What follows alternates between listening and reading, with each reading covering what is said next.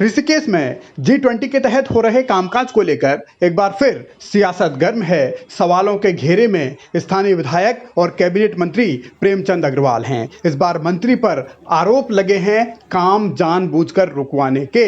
ये आरोप लगाए जा रहे हैं कि मंत्री के इशारे पर या मंत्री के कहने पर त्रिवेणी घाट तक मां गंगा की जलधारा रोकने के लिए जो पक्के पुस्ते बनाए जा रहे थे उनका निर्माण काम रोका गया है। आरोप कांग्रेस नेता जयेंद्र रमोला ने लगाए हैं और बहुत सारी शिकायतें की हैं। ऋषिकेश त्रिवेणी घाट पर मिनी चेक डैम के तर्ज पर मेरे पीछे आप देख रहे होंगे कि पुस्ते लगाए जा रहे थे, लेकिन कल क्षेत्रीय विधायक कैबिनेट मंत्री प्रेमचंद अग्रवाल जी द्वारा इस काम को रोका गया।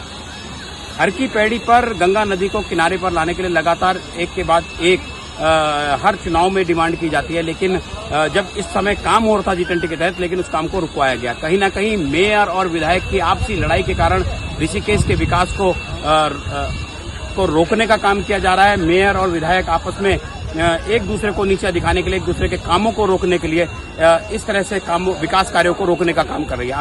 कांग्रेस का आरोप यह है कि मंत्री और मेयर की लड़ाई की वजह से जो विकास कार्य होने चाहिए थे वो फिलहाल रोक दिए गए हैं और पुस्ते जो लगाए जा रहे थे, जो बनाए जा रहे थे, उनका काम आखिर क्यों रोका गया, इसी बात का सवाल पूछा जा रहा है। और ये सवाल सीधे मंत्री प्रेमचंद अग्रवाल से पूछा जा रहा है। प्रेमचंद अग्रवाल जो बार बार विवादों में रहते हैं और एक बार फिर उनके नाम से ये नया विवाद जुड़ा है। और इसके साथ ही क्या मेयर के साथ उनका 36 का आंकड़ा है, क्या उसकी वजह से विकास काम रुक रहे हैं, तमाम ऐसे पहलू हैं जिनको लेकर अब मुख्यमंत्री से संज्ञान लेने की बात कही जा रही है।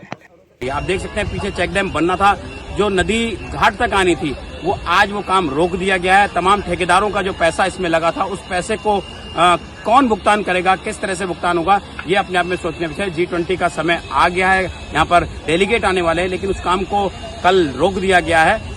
पीछे सेटरिंग लगी पड़ी है, मशीनें लगी पड़ी है, लेकिन काम रोक दिया गया। अब नदी इस तरफ कैसे आएगी, इस विषय में रोकने वाले ही बता पाएंगे। मैं तो कहूंगा जिलाधिकारी और मुख्यमंत्री से कि वो इस पर जांच करें कि किसने आदेश दिया था और कौन इसको रोकने के लिए किस कारण इसको रोका जा रहा है।